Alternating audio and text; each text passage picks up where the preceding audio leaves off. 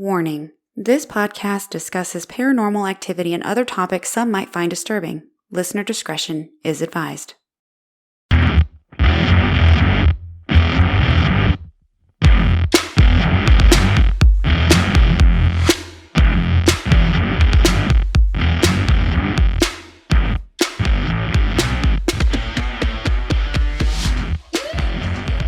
Hello, everybody. My name is Ashley. And I'm Daniel. And welcome to Ghost Gossip. Welcome, y'all.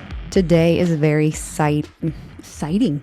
Exciting. I said that's the word. Exciting. I'm excited. It's an exciting episode because it is a listener happenings episode. Haven't had one of these in a hot minute. It's been a long time. Have I been a part of a No. listener episode? I didn't think so. You have never, because this was, the last one I had was 2023. No, I had one 2024. I had one, and I recorded it when I was home alone. So, So this is exciting for me because I get to, and I don't know anything about the listener or what the story is, the background. I know nothing. So I'm flying blind this morning. So I'm really excited. I wanted to be able to tell these ghost stories at night and give it kind of like a spooky ghost story night, but we went to a friend's house instead. So now we're doing it in the morning. So that way it's recorded.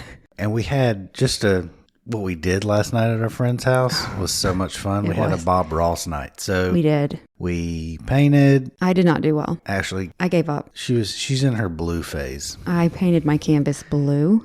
And mine came out surprisingly well. I hung his in the laundry room. It's so good. It's so good. It's so pretty. And it was like the perfect size for a wall I have in the laundry room. And so I hung it right there. His looks amazing. I can draw. I can't really paint, but I can draw. You really don't realize how hard painting is until you do it. Yeah. It's difficult. Well, I want to be vindicated, so I think I might buy my own paints and one day while I'm home alone, in my own time, try to do it again, but by myself and at my own pace. At your own leisure. Yes, because I felt overwhelmed, and I don't like feeling overwhelmed. And I was doing well. My sky and everything looked really well until I went to do the mountains. And then the mountains were too big. And then when I tried to fix it, it was just the spot was getting bigger and bigger. And before I knew it, my canvas was blue and I quit. It's just an extreme close-up of the mountain, basically.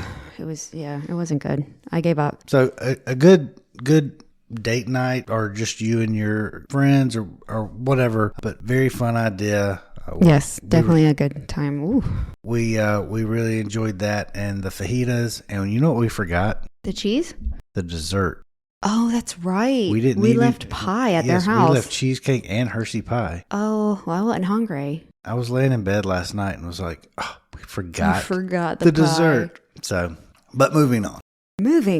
I am going to be reading Daniel 3 listener submitted emails. So these are from 3 separate women who are very, very sweet. I had great conversation with all 3 of them. I absolutely adore listener emails. They make my day. They make me feel like, wow, somebody else other than my husband and my mom are listening. She gets really excited. So she's not just saying that she gets excited. Like she comes and finds me. Like she'll send me a text or I got an email.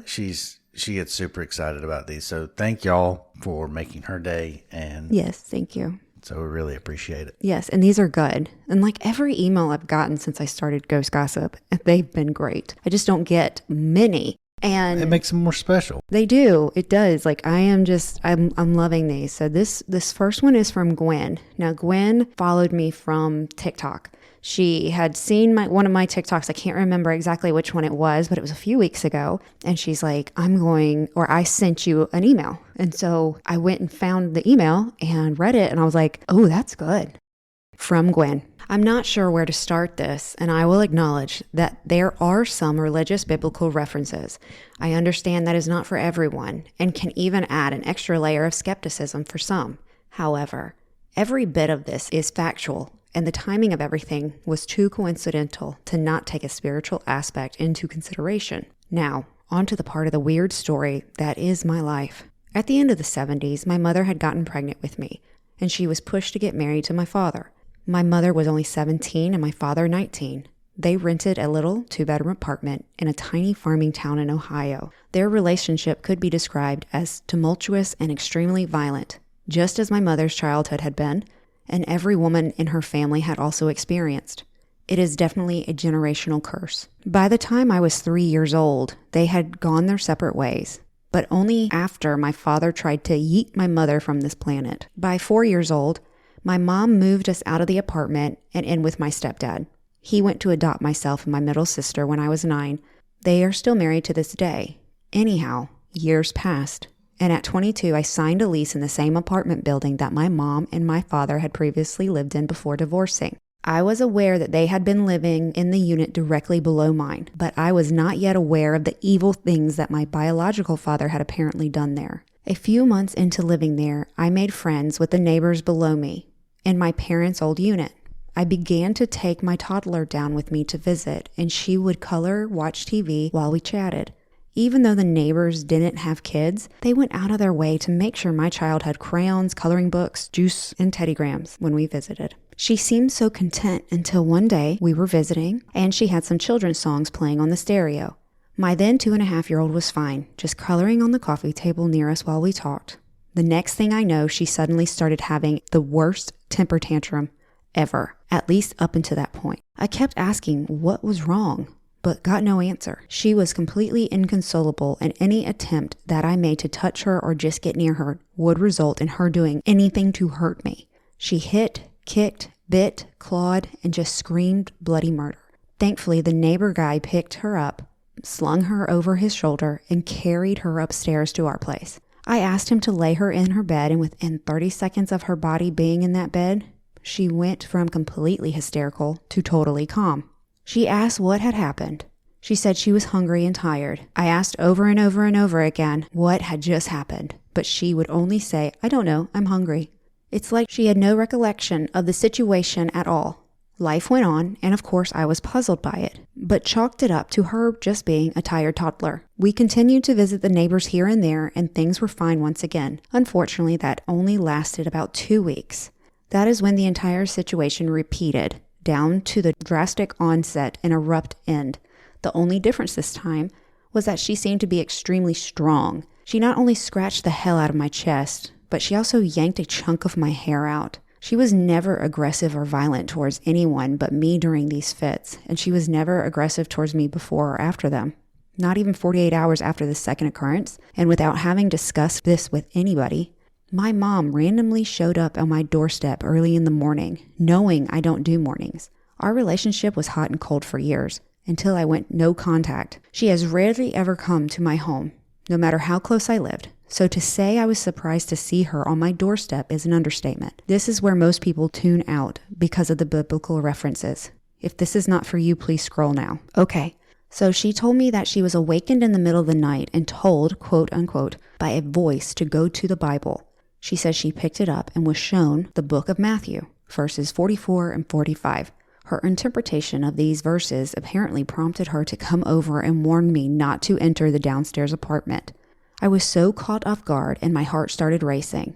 I asked why. She informed me that my biological father had done some type of evil seance involving me and burning her Bible. She said that according to these verses, if someone brings evil into a dwelling and the next of kin later returns, demons will attach to them and bring along 7 other demons. After thinking about the details of what I saw happen to my innocent baby, things like the memory loss and immediately extreme shift in mood and sudden exhaustion, I honestly have to question whether I witnessed my child being possessed and then released once the entities had made their way into my home where they could access me. My mind was absolutely blown because I had not discussed this situation or that I had even made friends with those neighbors, with anyone. I truly believed that my child was just overly tired, hangry, and or both. Within weeks of this all happening, the neighbors moved away and no one moved in the rest of my lease, about 4 months. My life also took a downhill spiral after this. I lost my job, I lost my car, I was forced to drop out of college with only 3 credits needed to get my degree. My child and I experienced a traumatic event that left me with PTSD. I swear my whole life fell apart. I'm now in my mid-40s and I can still feel the attachment. I know it's still there. I just try to ignore its presence. It's been with me no matter where I move. Not only can I feel it, but it sometimes messes with me. Like when I'm standing across the room from the battery-operated kitchen trash can, but somehow it still opens and closes 3 times, even with brand new batteries. I have knocked on the bathroom door and then been told I'm busy, even though I'm home alone. I've learned to live with it. I've always had a hard time believing that people could hear the voice of God, let alone my mom, until this all occurred. I can't explain why my mom would have any reason to warn me about going into that apartment. I was living 20 miles away and was always very low contact with my family. We have no friends in common. The town has a population of only 254 people. None of them I knew prior to meeting the neighbor. There was just no other possible way for her to have known. That's a lot. That's definitely a lot. When I was talking to her on TikTok, she says she does not, if it's a known haunted house, she will not go into it because of her attachment. Like, she just won't go. I don't think that's a bad idea. I think yeah. It's interesting that it stayed with her. Yeah, attachments, that's usually what they do. If something attaches itself to you, it will usually follow you, like, throughout life, which I wonder sounds if there's like any remedy for that. Exorcism. Well, I mean, I know. Like, and she doesn't sound like she needs, like... yeah, because she's not possessed. Right. No, but it's something's attached to her. Like, I have felt like I've had something before. Like, I know my ancestors stay with me, but there's a YouTuber, Spooky Boo, Selena Spooky Boo. She talks about her negative attachment she got when she was a young girl, and they have tried to get it removed, and at times it seems to be removed, but then she feels it come later on. So I wonder if her daughter experiences that's what I asked her. Anything similar. I asked her that as well, and sadly, there's no contact between the two of them. Oh, that is sad. So it's... When she said it's like a generational curse, yeah. The cycle continued. Because I asked if her daughter experienced anything, and she said she doesn't know. So it's very... I don't think that's coincidence that her mother just came over. No, not at all. And it's so weird because, like, her mom, I knew she knew where she lived, but if there were no contact and everything, like, I mean, just to show up at your daughter's door, no explanation, just other than don't go downstairs. What? And I will say that I've experienced similar in the aspect of just feeling like I needed to open up the Bible and read something, and it's oddly specific to whatever is going on, whatever I'm feeling or thinking. Sometimes it's challenging. Sometimes it has been comforting. I totally understand and believe that. I think that could be a perfect motivator for somebody to kind of go outside of their comfort zone like her mom did and do something spontaneous to be able to, for her to respond to that. Obviously she felt motivated and it was necessary for her to respond the way she did, but it's very specific. It is oddly specific. It is very specific. Follows what happened, if that makes sense. Like, there's a cause and effect. Are you familiar with Matthew 44 and 45? Not off the top of my head. You'll have to look it up. Okay, moving on to our next story. Thank you, Gwen, for sending that in and sharing that with us. Yeah, thank you very much. I hate that you have to experience that and go through that. That must be hard. She also told me that they took the batteries out of the trash can, and the trash can opens on its own without the batteries. Creepy. Yeah, very. That's what I told her. I'm like, mine hasn't done that. Now ours will open on its own every once in a while, and it did that night that spooked all of us, but it's not. It has batteries in it, so every once in a while. Maybe it does. Okay, so next story is from Raven. Raven is from South Carolina. Oh, really? Ooh, do you know what part? I do, but I'm not going to announce that. Okay. But I do know what part. I did ask her. She says, "Dear Ghost Gossip, hi, my name is Raven. I'm from SC. I came across your podcast by accident, and when I heard you're from my hometown, I was hooked for sure. It is rare I find interesting shows originating from my state." Well, thank you. Yeah, that's awesome. Thank you very much. That's really cool. Big compliment there. Anyways, I'm in my 30s. I am an empath, paranormal investigator, witch division, and a witch. I am closeted still, so I am keeping my real name a secret. However, I would like to share my experiences with you. And just so everybody knows, I do have permission to share her name, Raven. That is not her birth name. So that is the name she allows me to call her, and that is great. I love it. However, I would like to share my experiences with you. There are multiple ones I remember over the years. When I was young, I saw apparitions, but I often beg spirits these days to not show themselves, but find other ways to communicate or show themselves, because I can't take it. It is too scary for me. I understand. I can relate to that. The first time I remember, from when I was 12 or 13, I was home alone. It was near Thanksgiving or Christmas. I was doing math homework, big ick. I remember turning my head and I saw a white ghostly figure pass my doorway into the linen closet. I screamed so loud that I could feel my throat burning. I grabbed my home phone and hid under my bed crying. I called my mom and begged her to come back. I stayed under there until my family returned. I did tell my family about it, but they didn't believe me. That's dramatic. Yeah, seriously. Again, in middle school, I remember laying in my bed each night and I could see a man with a top hat on my ceiling. I tried to debunk it by adjusting all that I could. One day, I told him to go away and the shadow disappeared.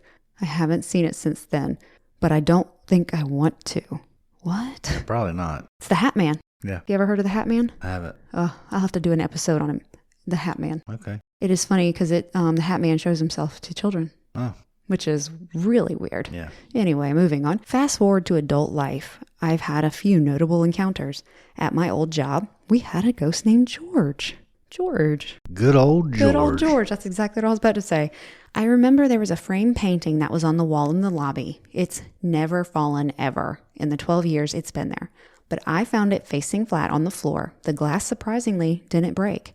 There was another time when a patient was being rude, and at the time, I was working on getting an office set up for someone. He threw the frame that was on the counter at the floor because he was so upset that the patient was being mean to the staff.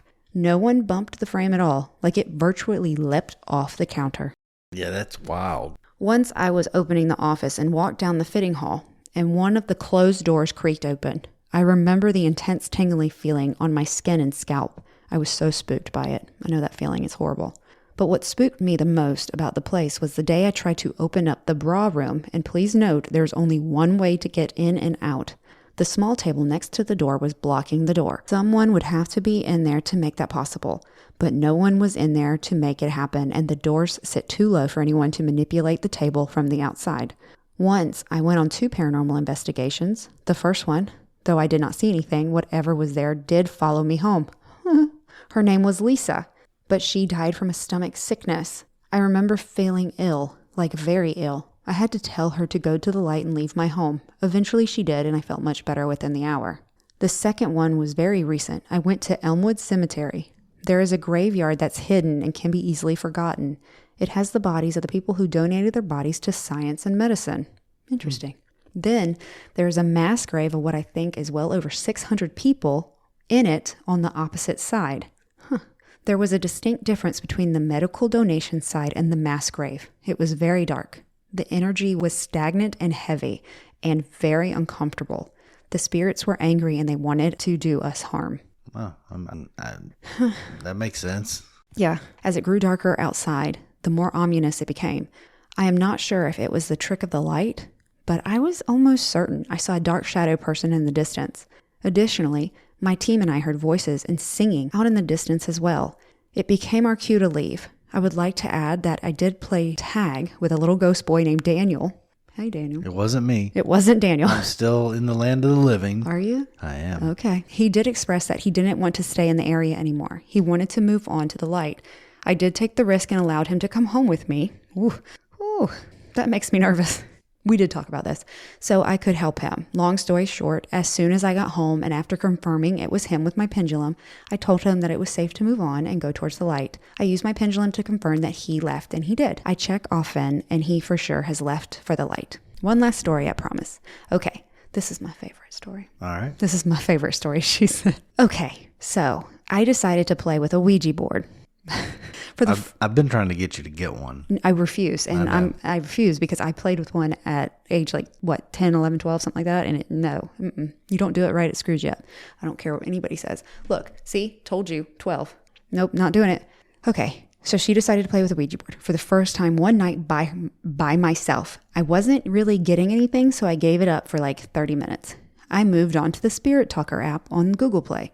There was one instance that made my skin crawl and hair stand up on the back of my neck. The ghost talker began to say, "Better watch out. I'm learning to use this. I'll affect everything." As soon as those words came up, I heard an unrecognizable tapping sound coming from my closet. I was so scared, and it lasted a good 20 seconds or so. Then later on the app, it mentioned that there were many soldiers here. Come to find out, I live on a battleground in my area where Sherman made his way to Columbia. I was definitely scared because I didn't want to be haunted by Confederate ghost soldiers, considering I'm a Black American in a house that sits where they may have died. Oh, shit. Our spirit talker just said Ouija board. Yeah. I just got cold chills. Oh, God. Oh, no. And I played the Ouija board when I was 12. Yeah. It's like it's listening. Uh-huh. Oh, God. Yep. Okay, sorry to interrupt your story, but yes, our spirit talker just said Ouija board. Okay, so she lives on a battleground in her area where Sherman made his way to Columbia. I was definitely scared because I didn't want to be haunted by Confederate ghost soldiers, considering I'm a Black American in a house that sits where they may have died. I saged my house so quickly that night, everyone would have thought I had hot iron for shoes. The next day, I salted the Ouija board, wrapped the planchette, and wrote a warning note for the next person. I taped the box shut and dumped it at Goodwill. Good luck to whoever gets that. That's what I said. See, it still says Ouija board on there. Will you take a picture of that for me? Oh, wait, I can do this. No, what am I talking about? That's so funny. It's interesting. Mm-hmm. It's never said Ouija board before. No. It's never said Ouija board before, ever. Gosh, okay. All right, so she dropped it at Goodwill. It's their problem now. Yeah, it is. I say so half jokingly. Yeah. I didn't know how to dispose of it properly. I was scared to cut it up into pieces. I was told not to burn it. I saw that I had to bury the board and the planchette separate from each other with salt. But my final options were to throw it away or give it away. I chose the simplest route. I never looked back. Also, don't try this at home, kids. If you are curious, follow the rules exactly as inscribed. Don't say I didn't warn you. Thank you for reading. Please do keep in touch, and as always, keep the channel spooky. Also, I love watching Sam and Colby's YouTube channel as well. Raven. Nice. Okay. My favorite story was the Ouija board. I asked her, I was like, you donated a Ouija board? That's funny. That's epic. Yeah. And so, yeah, because like it reminds me of, I guess, Jumanji with their board. Yeah. You know, they're getting rid of it. And it's just like, oh God, I got to get rid of this. And it always comes back. Always comes back. It always comes back. And I have heard stories on TikTok about people like, oh, look, it said my grandmother's name, Betty. It came through real quick. Forever looking. Forever looking. Yep. So we have the REM pod and the Spirit Talker running. Where's the REM pod? I was up there. Spirit Talker. The REM pod has been extremely quiet. It hasn't made any sound since we did the Bobby Mackey episode. But the necrometer is very chatty today. Yes. It just said my grandmother's name, which I have been told by multiple psychics that my grandmother stays with me. Those were wonderful. I continue to email with Raven, and she is just incredible. Very cool. Very cool. Yes, and she's actually from the upstate. Nice. You know, she doesn't live in the upstate anymore, but she's from this upstate, and she's familiar with like the haunted cemetery in Spartanburg. Yeah. What is it called? Elmwood? Is it Elmwood, the big one? But it's called she called it something. Hell's Gate. Yeah, that sounds right. Yeah, and she said that they were young when she investigated it, and it was really spooky. And I was like, I've never been there, but I wanted to go. So yeah, thank you for all the stories. Yeah, she's an investigator in South Carolina, so she goes on investigations throughout the state. That's cool. Yeah, and very, very cool. Okay, so this last story is from Kathleen. Hi, I have recently come across your podcast and really enjoy it. I really love the banter between you and your husband, and it really is just an easy, fun listen. Thank you so much. Yeah, that's awesome. Thank you. I'm not sure if you're wanting more stories, but I have 2 to share. I always want stories. Always. Send them in. Send them in. One is my parents' story, and the second is mine. When I was 3 or 4 years old, I became very sick. I have very little memory of this. I remember little things like laying in the hospital bed watching cartoons. I remember my older sister handing me a bear. I remember being attached to the IVs, walking the halls in the hospital. And here's their story. It happened suddenly. My parents took me into the hospital after my fever was reaching into the 105-degree range. That's a high fever. Yes. I was pale and my lips were turning purple. My parents were frantic and the doctors were running all kinds of tests on me. Morning turned to night with no definite answers, and Monday turned into Tuesday. A nurse was working on my IVs when a doctor walked past my room and then backed up, walked in, and grabbed the chart.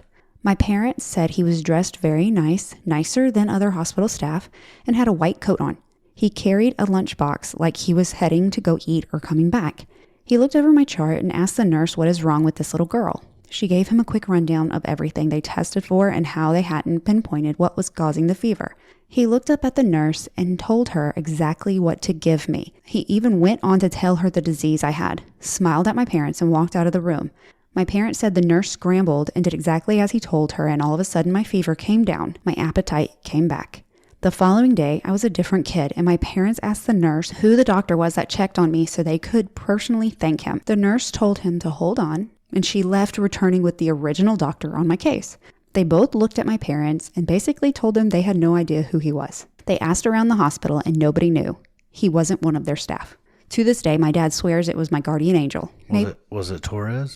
I don't know if it was Torres, but maybe it was a doctor just visiting.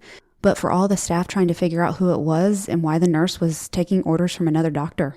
Totally crazy. Yeah, that's weird. Like nobody knew who he was. It's weird that a nurse would just take direction from a doctor she wasn't familiar with. I mean, but if a doctor walks in and hand me your chart and they look like a doctor and... But yeah, I mean, you would figure he's a doctor there. The hospitals are big. Yeah. Maybe he's from another unit. I don't know. And then, and then it works. And it's like, okay, well, I guess he was legit. I mean, I guess that was a long time ago. It was probably, I'm not sure how old Kathleen is, but there's probably a little different bit of procedure. Different procedures. Words are hard for me today. I've always had a very creepy feeling about hospitals. I don't like hospitals. And part of that's probably because of what my dad does. Yeah. Or did. And you saw the other side of those hospitals. See, I think because of what my dad did and going with him from time to time, seeing the backside of hospitals, the parts of the hospital that usually the general public doesn't go in, I think that has just added to it. But yeah, I do not like going to hospital. I don't either. To me,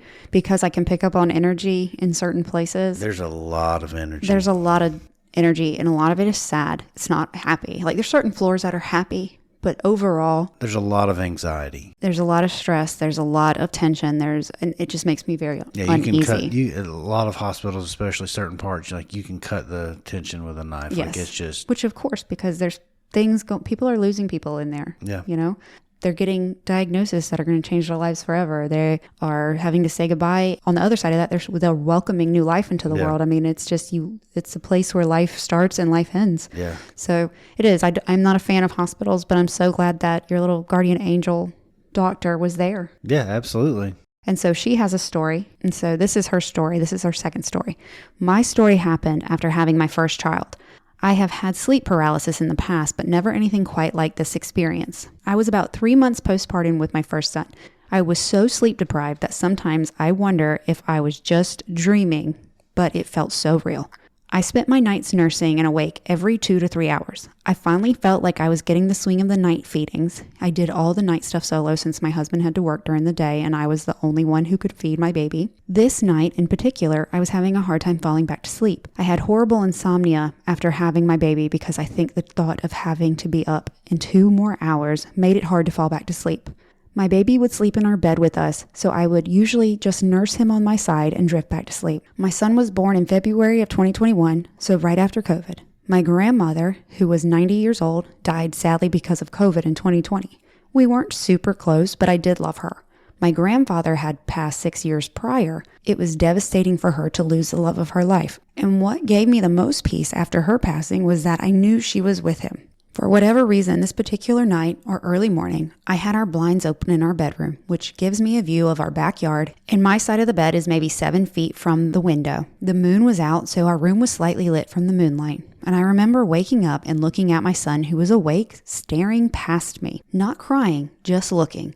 I remember feeling hesitant to turn my head to the window because I usually don't like to leave our bedroom blinds open. I slowly turned my head, and I see my grandparents standing together outside the window, looking in. I remember feeling slightly frightened, but also some comfort. They looked just as I remember them. I could even smell my grandfather's cologne.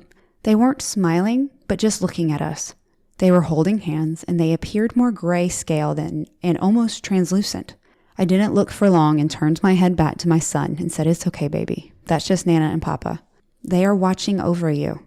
I don't remember what happened next. I remember feeling so uneasy the next morning, I called my parents and had to tell them, no matter how crazy I sounded. I don't know if it was a dream, but that was the only time I have seen them in a dream or outside my window. My memory of it is so vivid, it feels so real. Anyways, those are my 2 stories I felt like sharing. Keep going with the podcast. You are great at it. Thank you. That's awesome. That's awesome. And those are, and those are really kind of comforting, happy stories. Mm-hmm. And I told her her personal story is very close to like what I experience when I'm in sleep paralysis or seeing family members, talking to family members during that like sleep phase. And I've smelled my grandfather before. Yeah. So it's very cool. Hello, bird. Good morning, bird. While we were talking about your grandmother, the spirit talker said funeral. Yeah. After I wonder if something happened or... She died of COVID. Well, I know that, but I'm just wondering if there was something that kind of stood out to her during the funeral. I don't know, maybe. Yeah, those were great. I will say that I had my own experience, and I know this is a listener happenings experience, but I'm going to throw this one in here just before we close. When I bought my house, my haunted house in 2022, after that, the experiences encounters started, and then on January 7th, every year after we purchased the house, things would happen. Almost like a little anniversary gift. Energy would kind of peak.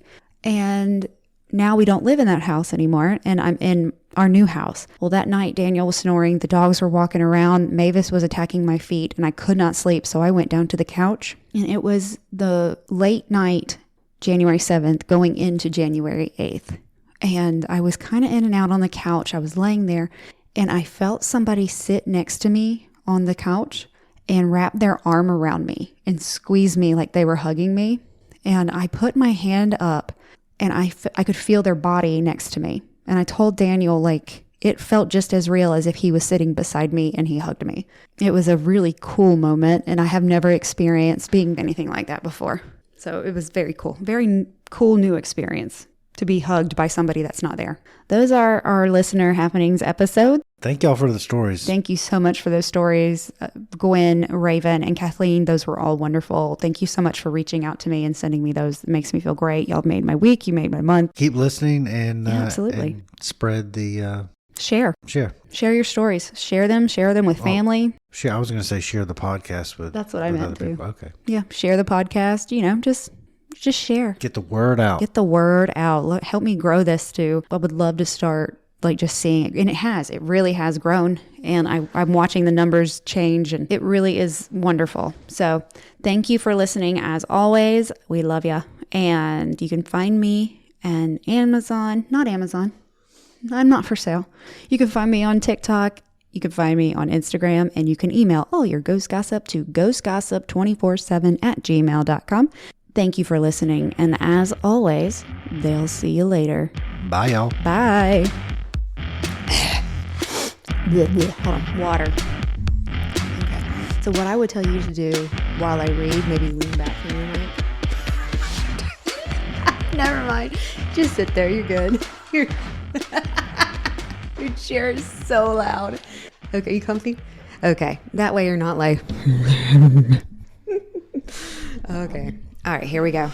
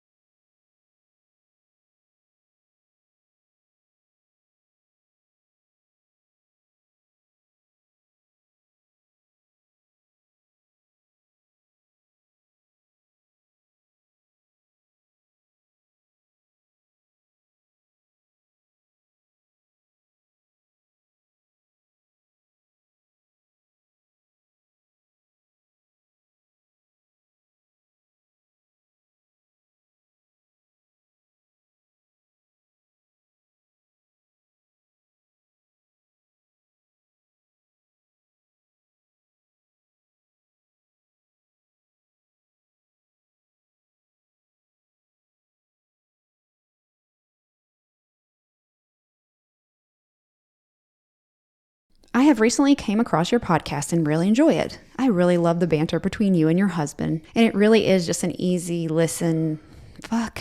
Words. Just read the words. I am reading the words. But are you? No. 60.